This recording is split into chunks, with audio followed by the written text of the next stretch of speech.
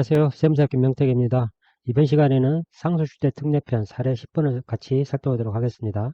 사례를 살펴보기 앞서서 상속주택 특례에 대해서 간단히 정리해 보도록 하겠습니다. 우리가 상속주택 특례의 경우는 보통 일반주택, 근데 B주택이라고 하고요. 일반주택 B를 보유하고 있는 상태에서 상속이 개시된 경우에, 상속이 개시돼서 A주택을 상속받았다. 이럴 경우에 이 B주택, 일반주택인 B주택을 양도시에 B주택을 양도한다. 양도할 때 A주택과 이 양도 시점에는 A주택과 B주택으로 2주택자이죠. 2주택자임에도 불구하고 우리가 일반주택을 양도할 때는 1세대 1주택으로 간주해서 상속주택 특례에서 비과세를 적용받을 수가 있는 것입니다. 이래서 보통 상속주택 특례의 경우에는 이렇게 2주택자임에도 불구하고 상속 개시 당시에 보유한 일반주택을 양도 시에는 1세대 1주택으로 간주해서 비과세 규정을 적용하는 특례 내용이죠. 근데 여기서 한 걸음 더 나아가 가지고 우리가 이 일반주택에서 거주 이전 목적으로 C주택을 취득했다. 이럴 경우에 C주택을 취득한 이후에 B주택을 양도한다. 이러면 B주택 이 양도의 시점 현재는 A주택과 상속받은 A주택과 그리고 B주택 그리고 C주택으로서 3주택을 소유하고 있죠. 이 경우에는 B주택에 대해서도 비과세가 가능합니다. 비과세가 가능한데 이 비과세가 되려면 일반주택 B주택이 비과세가 되기 위해서는 일반주택 B주택과 A주택의 관계는 상속주택 특례가 적용돼야 되죠. 일반주택 B와 C의 주택은 일시적 2주택 관계에 있어야 됩니다. 일시적 2주택 특례 요건을 충족하고 있어야 되기 때문에 C주택을 일반주택 취득일로부터 1년이 경과해서 취득하고 C주택 취득일로부터 3년 내에 일반주택 B를 양도한다면 일시적 2주택 관계를 충족하죠.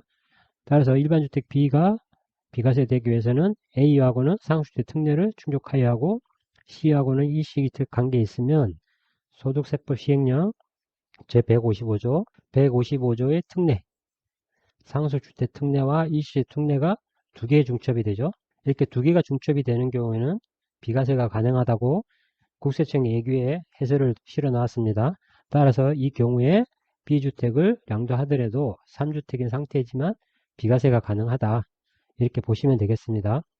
근데 여기서 하나 더 나아가 가지고 만약에 이 C주택을 취득하고 이후에 다시 D를 취득했다. 이럴 경우에는 A주택, B주택, C주택, 그리고 D주택으로 인해서 4주택이 되는 거죠. 4주택인 경우에도 비과세가 되는가? 이 부분에 대해서 사례 내용이 이어 관련된 내용인데요. 사례를 한번 보도록 하겠습니다. 사례를 보시면 먼저 2003년 12월 달에 갑의 배우자가 공동상속주택을 취득했다. 소수지분이죠. 근데 우리가 공동상속주택에 대해서는 소수지분자의 경우에는 그 공동상속주택 외에 일반주택을 양도할 때 그 공동상속주택의 소수지분은 없는 것으로 본다고 했죠. 거주자의 소유주택을 보지 않고 일반주택만으로 비과세 여부를 판단하시면 됩니다. 2003년 12월에 갑의 배우자가 공동상속으로 취득했고 그거는 소수지분이다. 이후에 갑이 18년 5월에 A주택을 취득하고 다시 20년 9월에 B주택을 취득했는데 B주택은 장모님이 취득했네요. 장모님이 취득한 이후에 세대를 합가한 거죠. 세대 합가를 한 거죠. 세대 합가. 동거봉양 목적으로 세대를 합가했다. 이 상태에서 A주택이나 또는 B주택 둘 중에 하나를 먼저 처분하는 경우에는 동거봉양 특례로 비과세가 가능합니다. 왜냐하면 각각 1주택씩 있고 이 A주택을 먼저 처분한다고 할 때 A주택을 비과세를 판단함에 있어서는 공동상속주택의 소수지분은 거주자의 소유주택으로 보지 않기 때문에 A와 B만 가지고 판단을 하고 A와 B는 동거봉양 합가로 10년 이내에 먼저 양도하는 주택에 대해서는 비과세가 받을 수 있는 겁니다. 근데 이 상황에서 추가로 D주택을 취득했죠. 농어촌주택이다. 저특법상의 농어촌주택을 취득했다. 이 상황에서 질문을 A주택을 양도할 때 A주택을 양도한다면 비과세가 되는지 여부를 여쭤보셨는데요. 그러면 A주택을 우리가 비과세를 판단함에 있어가지고 따져볼까요? 먼저 A와 C의 관계는 A주택을 비과세를 판단함에 있어서 A와 C의 관계는 공동상속주택 특례가 적용되죠. 공동상속주택 특례가 적용이 됩니다. 소수 지분자이기 때문에 C주택은 갑의 거주자의 소유주택을 보지 않는 거죠. 특례가 적용이 되고, 그 다음에 A주택과 B주택의 관계는 동거봉양학과 특례가 적용되죠. 동거봉양학과 특례가 적용된다. 장모님은 물론 60세 이상인 직계존속이어야 됩니다. 배우자의 직계존속도 포함이 되는 거죠. 그리고 A와 D의 관계는 조특법상 농어촌주택이라고 했으니까 조특법상의 농어촌주택의 요건들을 충족하는 농어촌주택에 해당하면 A주택을 비과세를 판단함에 있어서 조특법상의 농어촌주택은 없는 것으로 보는 거죠. 없는 것으로 보기 때문에 이 또한 조특법상 특례에서 이 주택은 거주자의 소유주택을 보지 않는 것입니다. 공동상속 특례, 동거봉양학과 특례, 이 두 가지 특례는 소득세법 시행령 제155조의 특례가 두 개가 중첩이 되고요. A와 D의 관계는 조특법상 특례가 적용이 되죠. 따라서 A주택을 양도할 때 소득세법상 특례가 두 개 중첩이 되어서 비과세가 가능한 겁니다. 비과세가 가능하다.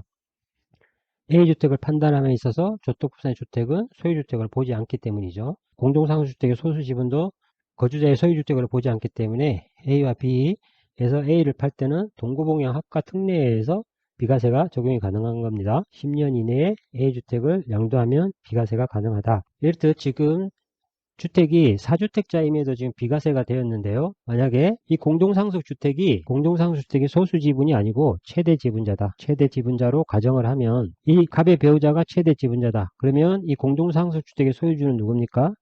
갑의 배우자를 보는 거죠. 갑의 배우자를 보게 되면 C와 A의 관계는 상속주택 특례가 적용이 되죠. 상속주택 특례가 적용이 되고요. 공동상속주택 C주택이 갑의 배우자가 최대 지분자라고 하면 공동상속주택이 아니라 상속주택 특례가 되기 때문에 지금 A주택은 보유하고 있지 않죠. 상속 개시 당시에 A주택은 보유하고 있지 않기 때문에 이 상속주택 특례가 적용되지 않는 것입니다. 상속주택 특례가 적용되지 않기 때문에 결과적으로 A주택을 처분할 경우에 A주택을 양도 시에 비과세가 되지 않습니다. 비과세를 적용받지 못하고요. 앞에서 살펴보았듯이 소득세법 시행령 제155조 5조의 특례가 있죠. 특례가 일시적 이주택 특례, 그리고 상속주택 특례, 그리고 공동상속주택 특례, 동거봉양, 혼인학과, 농어촌주택 등 특례 등 이런 여러가지 특례가 있는데요. 이와 같은 소득세법 시행령 제155조의 특례가 중첩되는 경우에 어떻게 할 것인가? 중첩 적용되는 경우에 어떻게 적용할 것인가? 국세청 예규에서는 이 소득세법 시행령 제155조의 일시적 1세대 1주택 특례가 2개 이하로 중첩이 될 때, 2개 이하로 중첩이 되는 경우에는 비과세가 가능하다. 다시 말해서 3개 이상이 중첩이 되는 경우에는 비과세가 안 된다는 뜻이죠. 따라서 사례를 보시면 최대 지분자라고 하면 상속 개시 갑의 배우자의 소유주택을 보기 때문에 상속 개시 당시에 보유하고 있던 주택이 아니기 때문에 상속 특례가 적용될 여지가 없고요. 이 공동상속주택이 이후에 공동상속주택을 이때 받았는데 갑의 배우자가 최대 지분자다 라고 했을 때는 상속 개시일 현재 A주택을 보유하고 있잖아요. 보유하고 있기 때문에 상속주택 특례가 적용이 되는 거죠. 상속주택 특례가 적용이 되고, 그리고 A와 B의 관계는 동거봉양 학과 특례가 적용이 되고, 이 주택이 소득세법상 155조 7항에 해당하는 농어촌주택이다.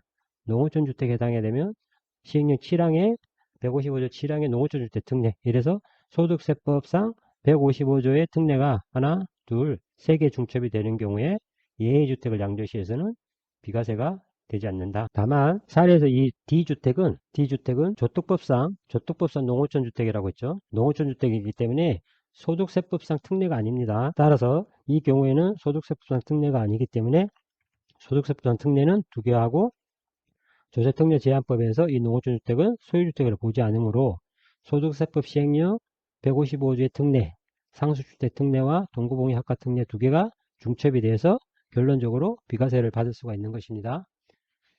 이상으로 상속주택 특례편 사례 10번을 살펴보았습니다. 감사합니다.